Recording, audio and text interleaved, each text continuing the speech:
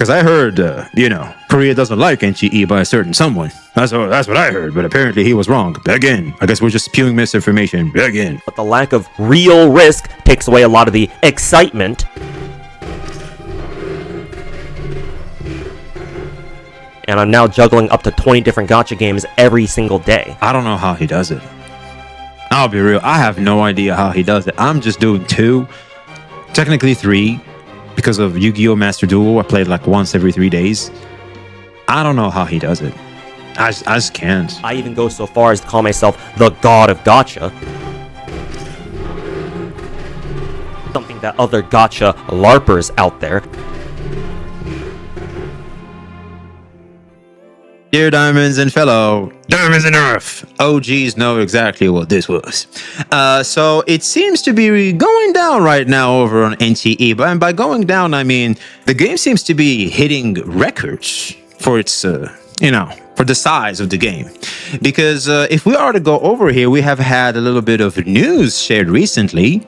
Neverness to Everness just hit a massive milestone. According to Perfect World's latest 2026 half-year financial report, because, well, we're in August now, NTE has now surpassed 2 billion RMB, which Ruan, I think it's Chinese Ruan or something, which is basically $297 million in global revenue as of August 18, 2026. I don't know if you've heard, but that's a lot of money. Yo, Chad, did you know that $300 million is a crap load of money? Did you know that? I hope you do. If you didn't know, well, now you do. By June 30, it had already crossed $208 million.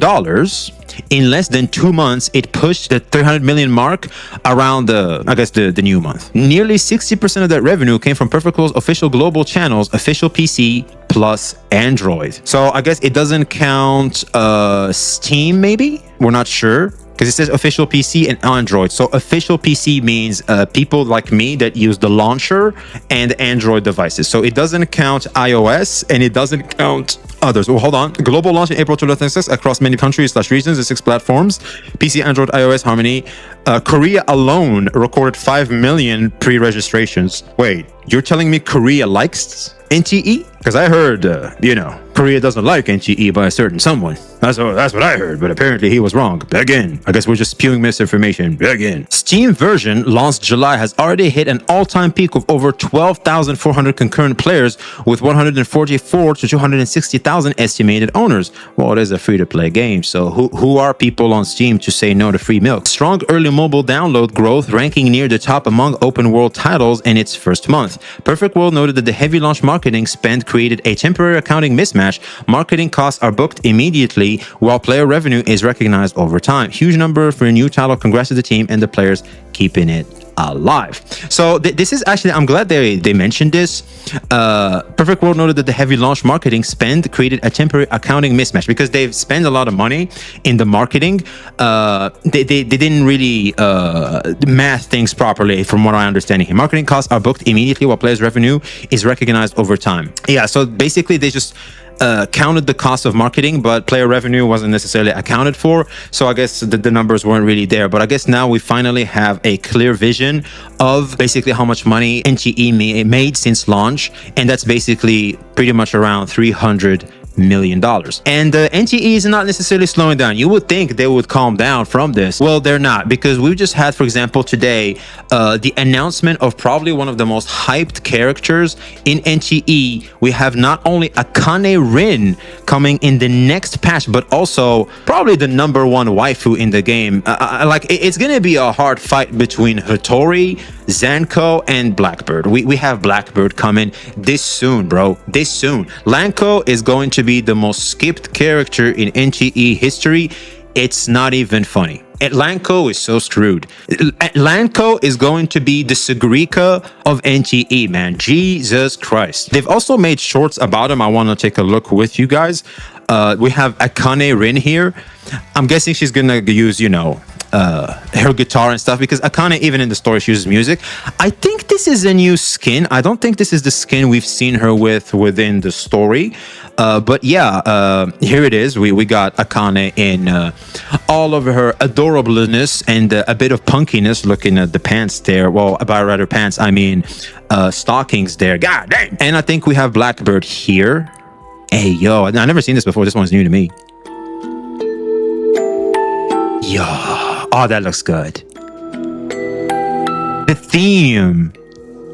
The theme. Okay, we see you, NTE. We see you. And so, yeah, obviously, it's an exciting time for NTE players. And I wanted to talk about this now, of course, because I like the comment that this person said about this particular news. They said, and I quote, but I thought 50/50s was a necessary evil in gachas. Point. I guess you don't necessarily need 50/50s to make this much money, Chad. I guess you don't. I guess you're fine. You don't necessarily to make that much money. Yikes. Maybe it's not all bad. Now look, if you are going to try and get all these anime baddies, you may have guarantees, but let's admit it is getting pretty tight to get pulls. Now there is a way to circumvent that, and that is through getting them through a discount through today's sponsor. I don't know about you, but I like my things at a discount. Whether I'm grabbing my monthly pass every month or a battle pass from time to time, or even crystals when necessary to get my 2D anime baddies, I like me a discount, and Top Up Live offers us just that. Top Up Live is a secure and trusted platform that I myself have used to get me my monthly passes, as it is something I personally require to try and obtain every 2D anime baddie that is released in all the games I play. And discounts matter tremendously when you play these games for a huge amount of time. The more time you play, the more those discounts can pile up to a lot of money. You can also use my code FICTION for an additional 12% off using the link in the description box or in the pinned comment. So use Top Up Live to make sure you are making smart purchases. Thank you, Top Up Live, for sponsoring this video. Let's get back to it. Which kind of brings back the discussion of basically the impact guarantees can have in games that like to follow the model of the Hoyo formula. So we have, this is actually Kas. Shouts out to our boy Kas over here. NTE model, make the game easy. Don't focus on combat. Give players who already spend more reasons to spend. Every other gacha. Make the game easier when you have the latest characters. Focus only on combat and endgame mode. No other reasons to spend. So yeah, there it is, man. I feel like this is pretty spot on. Because here's the thing, I feel like for the most part, players don't even chase dupes. Players do chase dupes, but I feel like for the most part, we just like the characters, we like the world of NTE, and we prefer skins. I feel like more than awakenings. Am I nuts? Because typically what I hear people talking in chat or what I see online, they're more excited about getting the skins than dupes. Correct me if I'm wrong. Like, people just want skins instead of dupes. It's insane. It's quite the phenomena, and it actually shows the power that skins can have, and it's quite the business model that NTE has chosen. It proves the effectiveness of it through the numbers that we're seeing. This conversation is interesting, and I really wanted to include an OG in the gacha space, a connoisseur, someone that proclaims they are the gacha god of the gacha space. I'm talking, of course, about good old Tuhu, talking about delusional gacha takes do not glaze coin flips. Now, who glazes coin flips is beyond me. I don't know why people are so used and are so defensive towards another gate of RNG in order to get what you want. This is the power. In my opinion, the only logical explanation is familiarity. A lot of people are familiar with the 50/50, and so they're just scared that if something new comes out, they won't necessarily know how to navigate it. Might as well remain in the familiar, even though I'm getting screwed over. It's a more secure sensation than going with positive changes that we all want in this space. So I'm really interested in hearing what Tuhu has to say about this. Koi the OG, let's hear it.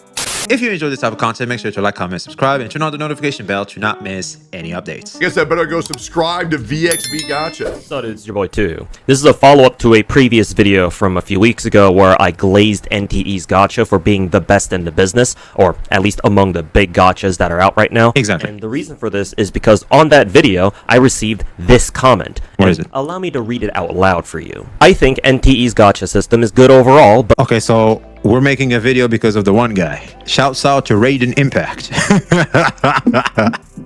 Raiden Impact got its way with this comment, man. But the lack of real risk takes away a lot of the excitement.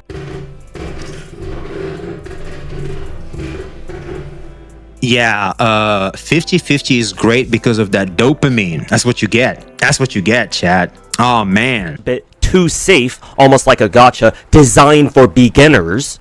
Without that tension and uncertainty, watching streamers pull in NTE just doesn't feel as fun or thrilling to me. That is for CCs, this is a fair thing. Unless you're chasing the skin. Unless you're chasing the skin. If you're chasing the skin, I think it could be pretty exciting. Or the Rainbow Bridge, if you want that early.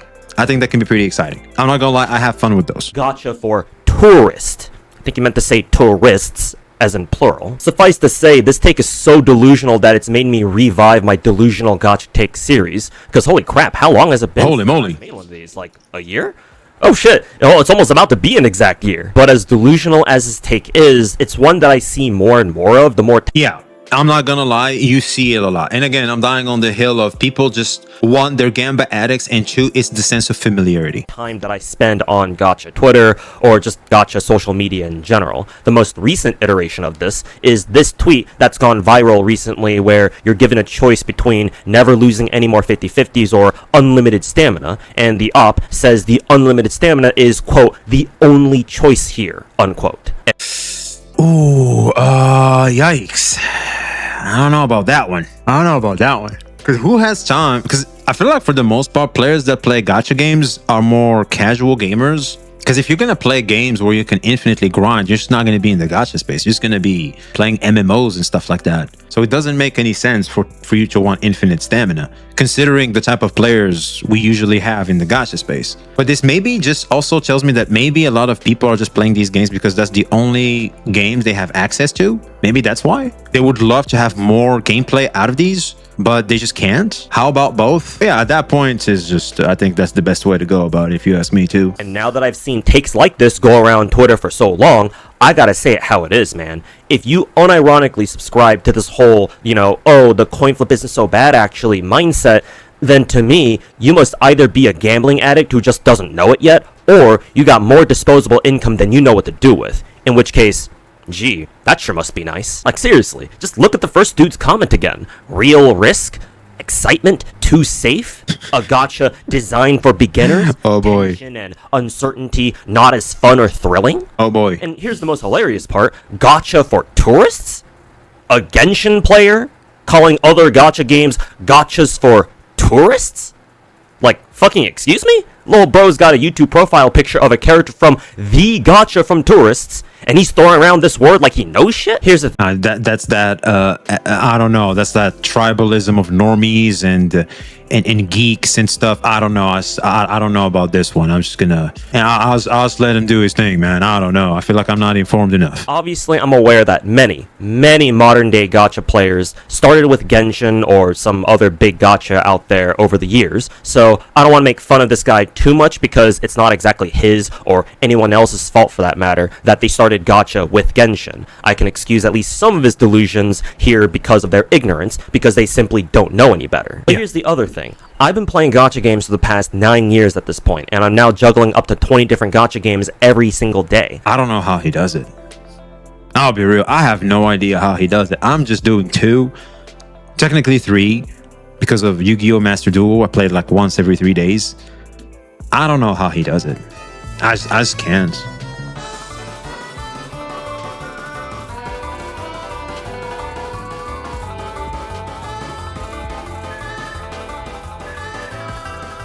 I don't know if he's a better man than I am works here considering the topic at hand. I would have just went with the he's a better man than me classic, but I don't think that works in this context. So okay, I guess good for you. I don't know. I even go so far as to call myself the god of gacha. Oh man, oh man, oh man, oh man. At this point, give it to him already. I'm not gonna lie, chat. At this point, just give it to him. That's it. Just let him win. Just let him have it. Like Jesus Christ. Something that other gacha larpers out there, like that Gacha LARPers? Emotional damage. Gacha LARPers? What are we talking about? Why? See, this is the problem with 2. See, he will have you in the first half, and then he will start doing this weird flexing that in most social settings simply do not work. I don't know, man. Look, just because you keep repeating it a lot doesn't mean it will change how we look at this. This is a little too much. All right, let's just calm down, okay? Jesus Christ, especially if you're gonna downplay others as larpers because you're just this OG in the game, okay? Like, we get it. You play 20 gachas, great for you. But I don't think we're larpers or anything because we play these games exactly how they're supposed to be played. I mean, just read between the lines. That's basically how they're supposed to be played. They're casual games for casual people, mostly adults that have spending power to purchase their things to save time. All right, let's call it for what it is. Trailer trash Tectone and his little cocksucking midget pet Saint Tontus have tried roasting me over. Too bad they both got court cases shoved up their assholes this past year. Whoa!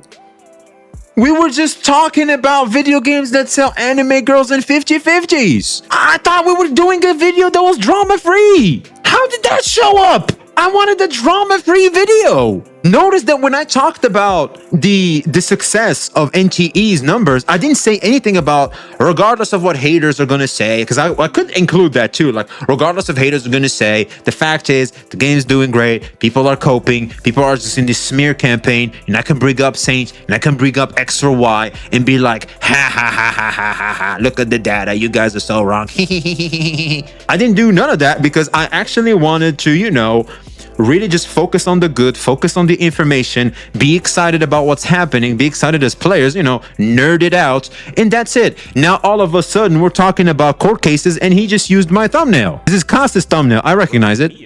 Too bad they both got court cases shoved up their ass. Yeah, this is Costa's thumbnail. I know Cost made this thumbnail. He just picked our thumbnail, Cost. Jesus Christ. You got a small feature up in this.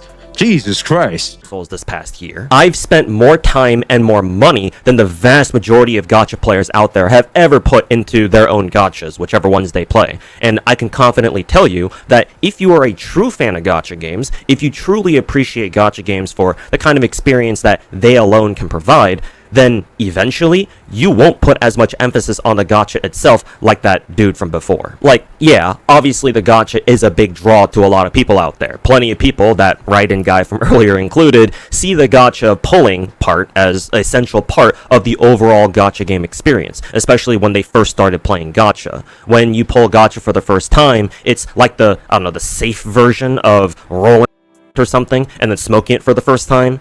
It's super exciting. You don't know what you're going to get. And the dopamine hit. He's trying to say the dopamine hit. Okay. Let me explain it to you better, Chad, because I don't know what the hell that analogy was, but when you get a dopamine hit, like it's like when you buy your phone for the first time. It's such a high, it can reset your baseline to what can make you feel that excited. So yeah, it's an amazing feeling when you do get something good.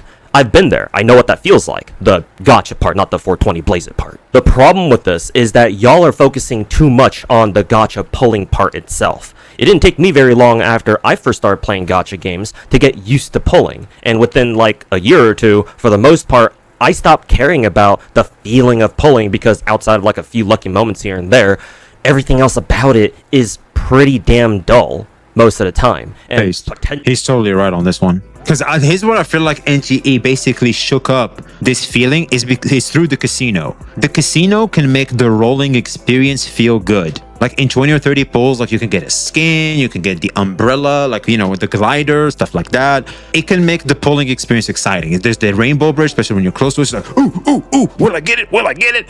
Right? There's that going on. It makes you active in the pulling session. But for example, in the Hoyo ones, it's click, purple, skip, click, purple, skip, click, gold. Oh my God, ecstasy. But if no gold and it goes all the way to pity, okay, purple, skip, okay, I guess now it's gonna be gold, praise. And if there's no 50-50, it's like, well, that's it. Am I crazy? Am I nuts? But this is why I really applaud NTE's casino part, because it counters this very problem he just mentioned. Pulling in NTE, if you don't care about the character / vehicle cosmetics, is a snooze, let's be honest. Not necessarily. I think the Rainbow Bridge is a great addition. And also Golden Chess, because you can hit earlies there. So I don't necessarily agree with you there, man. I'm not gonna lie. They're called gacha games, as in like actually playing the damn games, you know? Because pulling gacha is only part of the experience, right? Like, what are you gonna do? Pull the characters and not play? Well, you're gonna give your account to some pilot or whatever that you found on Twitter and have them play your account for you? Yeah, alright, buddy. You're not that lazy now, are you? You're not one of those LARPers now, are you? I just can get overwhelmed and busy sometimes with other hobbies in my life where I just cannot necessarily keep up every single day with this. So someone can help me with that. It is actually appreciated. Jesus Christ. You'd never do that, right? Look, I'm sure you have a reason to if you actually do that, but as for me and anyone else who considers themselves, like I said before, a true fan of gacha, we don't just stop at pulling characters and that's it. We actually play the damn game ourselves instead of just, hiring some pilot on Twitter to play the game for us. I feel like we're kind of alienated on this one because I don't know who these people he's talking about. Like, I'm not sure. Like, I have friends that help me with certain accounts, but really, I don't necessarily see the problem with this, in my opinion. Like, who cares? Because I feel like this is like that try-hard gacha mentality. Like, you want to get points for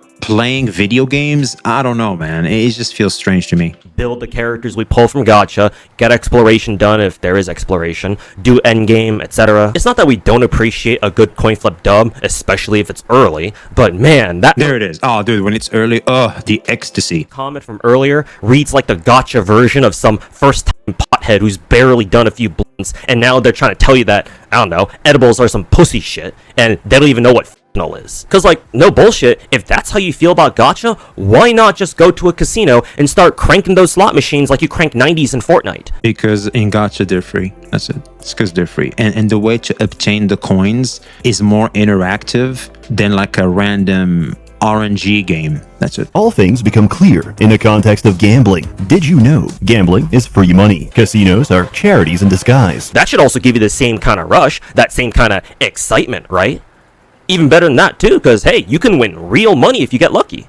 What's exactly stopping you? Hey, if I check your phone, I better see hella gambling apps like, I don't know, and drag on there too, just saying. Why wait for delayed gratification? You're already rotted from inside. Your pineal gland is the size of a rice grain, while your prostate is the size of a lemon. Sarcasm aside, a lot of games are more than just loot boxes that you pay money for just for a bit of gambling thrill, for a bit of dopamine and or serotonin whenever you see that big ass gold comet fly across the sky, or whatever the gacha pull animation happens to look like for you. They are entire games that offer a much bigger experience than just setting virtual Benjamins on fire. I'm not saying that you should stop being excited for pulling for a new character, but what I am saying is that ain't no way y'all are so gacha rotted that you think that having no coin flips is legit a deal breaker for you when it comes to trying out new gacha games out there. Yeah. Because here's another thing. The problem with this also is that it expands further than this, where gacha companies are going to take advantage of gullible people like this to basically defend a predatory system that's designed to just be tilting and a barrier for a lot of players to get the characters they're excited for. And it's just annoying. Like, it's just very, very annoying. It's a barrier of RNG that a lot of people simply do not appreciate anymore. A lot of y'all gacha gamers who unironically support coin flips are most likely new age gacha gamers. Genshin Impact or Honkai Star Rail was their very first gacha game. Oh hey look, would you look at that? They don't play any other gacha that doesn't have at least 500,000 followers on Twitter, and so when they see other gacha games out there start doing something a little different, their first instinct may be to think that because they're different, they must be worse somehow. Worse, huh? There it is. Here it is. He's touching on it too. Because it's different, I'm not familiar with it. Ooh, scary. I think there's a degree of social anxiety that comes with this, because a lot of people that are socially anxious, they like to always hide in the things they're familiar with and comfortable with. So I don't know, man. I can tell you how much fucking worse gachas used to be before Genshin was ever a thing. Here's a good example. Oh yeah, people want to shit on Genshin, but like Genshin saved gacha for the most part, is what I heard. Like a lot of people were telling me when I were complaining about the 50-50, a lot of the stuff in Genshin Impact, they'd be telling me you should consider yourself lucky because Genshin Impact's gacha system is an improvement for big titles in the gacha space at the time. I was like, God damn. Fate Grand Order, or FGO for Yeah, this short, one is so bad. This is the number one. 11 years at this point on Not the game, but the gacha 9 system. years here on NA. And it's the very first gacha that I ever picked up back in 2017. While it's had a 1% 5-star pull chance this whole time and started with a 70% rate up that got upgraded to 80% after a few years, which some Genshin players might look at and go, wow, that's really generous. Genshin Yeah, that's not bad. 0.6% if you don't account for pity, and only a coin flip rate up, so a 50-50. I can assure you it's not. Because for years, FGO had literally no pity system whatsoever. No spark system that you can find in gachas like Blue Archive or Nikkei. No soft pity / hard pity that you find in Hoyo style gachas. Absolutely zero safety net to speak of.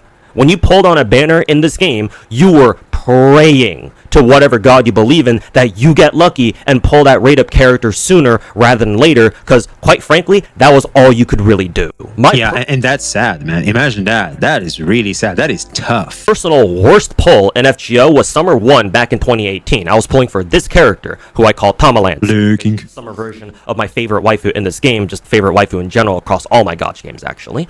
I spent over 1,700 Saint Quartz, the gems that you use to pull gacha in this game, just for a single copy of Tomalancer. How much is that in hard cash, you might ask? Well, assuming for the moment that I did in fact spend exactly 1,700, because I don't exactly remember how much it cost me, it's been so long, that and more than likely it cost me a little bit more than that, but anyways. The most expensive pack in this game is $80 for 167 Saint Quartz, and yes, obligatory 6-7 joke here. So if you do the math, I had to spend over $800 for a single copy of a 5-star character in FGO. I want you to think about that for a second. $800 for a single 5-star. I guess we got it good, Chad. I guess we got it good. And yeah, I'm not gonna lie, I crashed the fuck out. And don't even get me started on some of I bet you did. the true horror stories that have come out of this fuck-ass gacha. Like that one time one of my FGO streamer buddies named X0 once spent over 3,000 Saint Quartz on a single copy of a different 5-star character. I already gave you the conversion, so you go do the math yourself. To be fair, after so many years without any pity at all, How much money is that? I finally did get one not too long ago, but don't let that fool you, because it's the most dog shit pity I think I've ever seen. 30 multi-rolls, you heard that right, 30 to hit hard pity. You only get one pity, and that's it. And if you pull the rate up character early, that counts as your pity. And y'all think Enfield's pity is bad. Oh boy, you have no fucking idea. And that's just FGO. I'm sure other old school gacha players out there who've been around for even longer than I have can tell you all about their own gacha nightmares over the years too. And I don't bring this all up in a condescending way, or like I'm trying to be your parent here or something, telling you how. No, this is important information to know the history in gacha and basically what some of these companies might be looking at when they're making business decisions about their gacha system. No, this is important information for the unaware. Our day when we had to climb over 2 whole mountains just to get to school both ways, or however that meme goes. I'm saying all this primarily to illustrate that growing up with a truly god-awful gacha before the days of like Genshin or whatever teaches you to respect it, the gacha that is, and to not just full send your pulls at it like you're on FanDuel picking which World Cup team to put your money on. Makes sense. Basically, y'all who started with Genshin or another big gacha game out there don't know how good you have it. And while it's not your fault per se, I think that at least some of y'all out there do need to be humbled a bit with the way y'all see gacha as basically a safer slot machine. And ideally, I never want to see a fucking Genshin player, of all people, go around calling anyone else out there a gacha tourist or He makes a good point here. I think he makes a good point. a beginner. Another thing, not everyone out there can afford to drop hella cash on gacha. Hopefully that isn't something that I had to say out loud. Because like I said earlier, a lot of people are just wanting to participate in the slot machine, and they just want to do it through a means that is somewhat more enjoyable to farm currency so they can just do that again. Like I agree with him. That's what I said earlier, and I think he just confirmed it basically. Just in case. Gacha games are expensive, man. Like, all the big gachas out there, except for, like... That's something I wanted to mention earlier. I just forgot. Dude, gacha characters are so pricey. They are super pricey. It's not even funny. At least if you want to get them through a discount through today's sponsor. You know what I'm saying? Enfield, I think. Let them know I sent you. Packs at $100.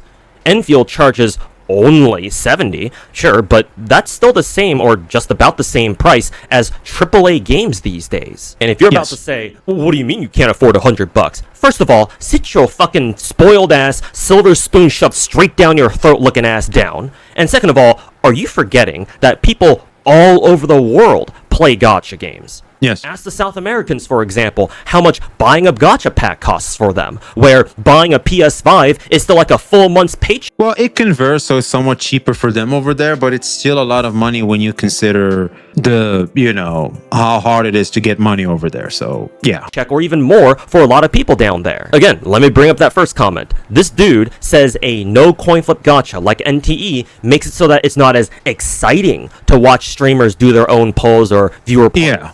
And while, yeah, it's definitely not as thrilling. I said that first, by the way. I said that first. I always said that. Whenever we talk about it, I always said, even back in the day, you guys can go ahead and find it and quote me. The only good about the 50-50 systems is for when a streamer or a group chat are pulling. Besides that, the 50-50 just freaking sucks. Because, you know, you already know what every S rank is gonna be. Does that mean you enjoy watching people lose their coin flips? Are you saying that you enjoy watching people who might have grinded a gacha game for weeks, maybe even months on end, saving up for a character that they're really looking forward to, end up just losing their coin flip and watch all their hard work get Thanos snapped in under a minute just because the game was like, oh hey, you lost the coin flip, get bent, bitch? How many of you guys have quit a game because of the 50-50? Type 1 if you've quit a gacha game because you lost a 50-50. Type 2 if that was never you. I'm gonna go ahead and say it. I quit Zenless Zone Zero because I lost a 50-50. I just quit. I was like, all right, Evil has won. I'm done. Y'all got it. What if they spent a lot of their money on a pack just to go through the exact same thing? A large chunk of their allowance money or paycheck to buy a $100 pack. Worse than that. Even worse than that. I'm gonna go ahead and tell you what's worse than that. Your everyday login, you spend so much time exploring, doing the events. You're just getting as much free-to-play things as you can because you don't want to spend money, because that's how these games are advertised. They're free-to-play, right? So you get all of this, you're ready, you get the gold, you're there, that's it. And then they tell you, well, see, there's this little last barrier for you to getting the character you want. You know, the thing we're hard advertising in all our socials and the story in itself. You see, if you want it, you're gonna have to go through this last barrier of a coin flip. Yeah, it's completely unnecessary, but it's just like that. You know, we gotta inflate the value of these characters.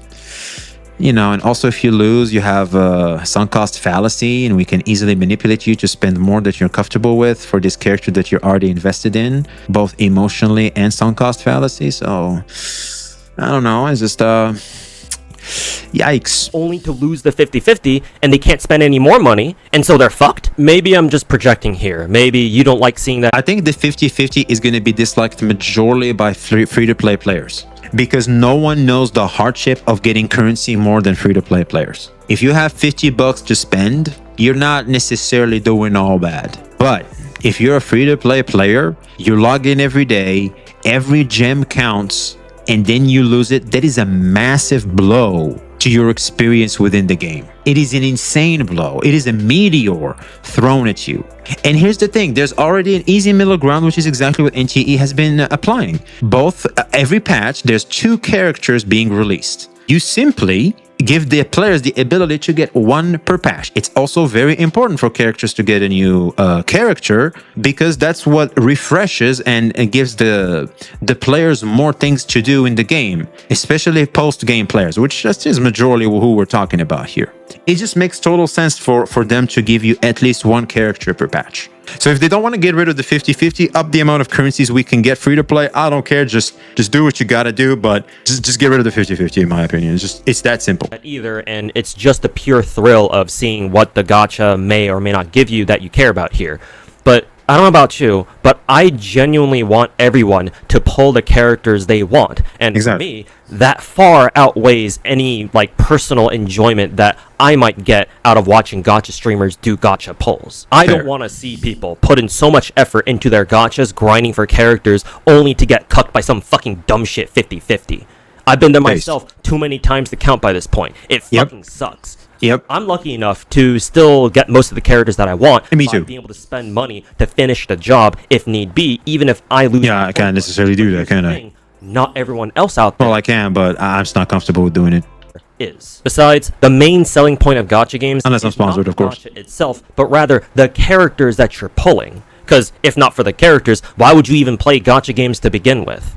Especially with the way gachas emphasize pulling new characters and treat them as their main source of revenue, the gacha model just happens to be the way in which they're sold to you. And even then, some of y'all missed the memo on this too, cause like, I'm sure I don't need to say this out loud, but a lot of gacha players out there don't really care about the characters themselves. They only see them as like trophies to flex to their friends online because they're meta. There it is. He knows. It's super obvious. He knows. We all know it. And we all know it, chat. And we all know it. Ain't that the truth, my man? Ain't that the truth? I mean, they have any friends to brag about whatever double S rank multi they got while pulling and to farm their friends for even more serotonin and reactions over Discord. You There it is.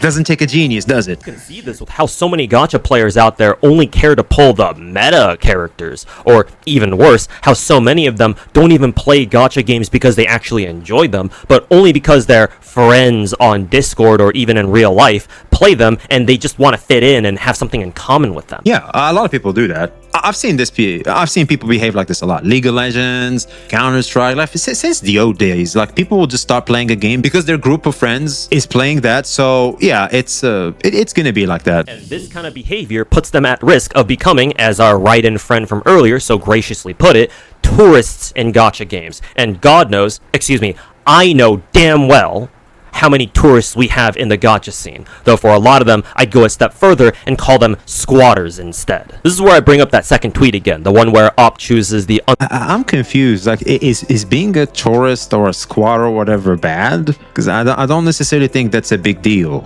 No, I'm just saying. Like, I don't see the problem with that. unlimited stamina and mats over never losing 50-50s ever again. 'Cause, okay, I guess maybe if considering their gambling addiction, they get in the way of us getting better consumer practices from developers. But besides that, I don't know. But what else is there? Like from a normal standpoint. Now, I'm not saying that everyone who picks left over right is a tourist. Obviously, there can be true gacha players out there who legit would take the infinite stamina over no more coin flips so that way they can grind the fuck out of their gachas to get absolutely cracked out gear for their characters. But having seen how a lot of gacha players, especially on social media, talk and behave towards gacha games over the past 5 years, I think it's also pretty obvious that a ton of people who pick the infinite stamina and mats option are only picking this because they don't want to have to play these gacha games themselves.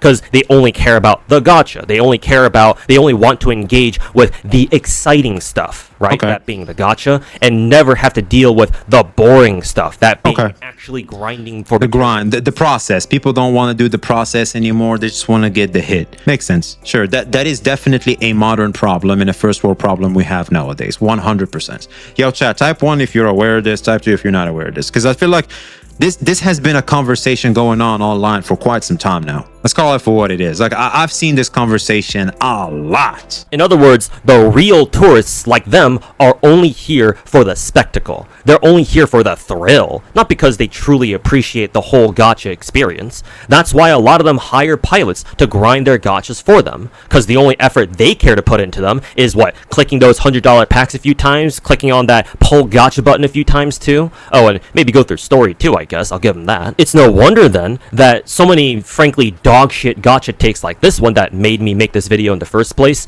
have spawned over the years.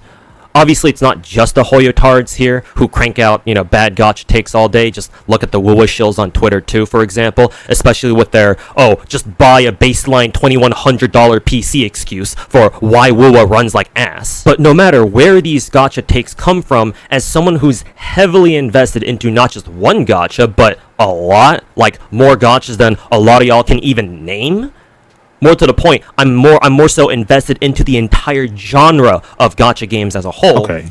He just had to flex in the process. Okay. I refuse to just stand by and let comments like these or takes like these just go by without me saying something about it. So to summarize this video, coin flips are ass. Thank God for NTE. I hope future gachas also follow NTE's gacha model. A lot of y'all out there, If the Gacha God is saying this, it must mean NTE is doing something good, right? Right, chat? I think NTE is doing something good. I think. We could be wrong, but I think it's doing good. Especially when you consider how much money they're making, how the player base has been openly and well receptive towards it. I think NTE is fine. I think it's doing good. gacha, and that potentially makes you the real tourist. Simple as that. All my socials are down below. Sub to the channel, follow my Twitter, check out the streams at twitch.tv/ToastSniper98 or right here on YouTube, and check out the Patreon if you want to support me even further. Thanks for watching, and I'll see you all next one. Peace. All right, there it is, man. There it is, man. There it is. Well, I guess it's official. NTE is actually positive for the player base, for the gacha player base. Imagine that, right? And I guess when you consider the success it had when it comes to how much money and the revenue they made, and when you consider the positive impact it had on the player base, especially veterans within the gacha space, I feel like a lot of people are finding NTE to be this breath of fresh air that a lot of people can just really appreciate and just fall on and just really have a good time with. I play gacha games because I like the persistent progress with evolving stories and being able to build characters and teams. The less gacha I have to deal with, the better I feel. There it is. So Lexpar basically prefers the game aspect more than the gacha, which is, I feel like, for the most part, what all of us are about. I really like NTE's monetization model, making characters easily accessible and making a lot of skins. People will buy skins if they have characters. Meanwhile, other gachas like 50/50 BS, so they don't have enough skins because people don't have those characters. That makes a lot of sense, actually, Deathstroke Punk. You're actually, maybe you just hit a nail in the head there, man, because why the hell would we make more skins for characters that, well, maybe some players won't even be able to obtain them, because that's going to be a lot of people, especially when you consider that these games are predominantly, majorly dominated by free-to-play players. For the most part, a lot of players, well, actually, let's say, for example, 50/50 of them are not going to have it. Well, then skins are basically an even bigger slap in the face for those players. So that's actually a good point. I think all in all, the more you talk about this, the more you think about this, the more you can see how problematic this last barrier of RNG is in obtaining the character you want. I think the 50/50 is an obsolete system from a bygone time that should just go away, and thankfully NTE proves that you do not need it to be successful. And I hope this can be a message that a lot of the other gacha companies, Hoyoverse and Kuro Games to be specific, can look at and go, you know what, we can just get rid of it. Yeah, just get rid of it. They're doing fine. We can still do fine. And I've said this before and I'll say it again. I feel like no 50/50 could incentivize players to spend more, because if I know if I were to spend, I can guarantee myself to get something, I'm more, pragmatically speaking, I'm more inclined to want to spend more than not spend. Because if you're telling me I'm going to spend and I have a coin toss to deal with, pragmatically speaking, I'm going to be discouraged to want to spend, if that makes any sense. So by default, the more you think about it, 50/50s can sometimes make you less money. So, and also considering the prices of these characters, sometimes you gotta lower prices to make more money. Believe it or not, that's just how business can work sometimes. So let us know your thoughts in the comments below. Like, subscribe if you haven't already. Be seeing you.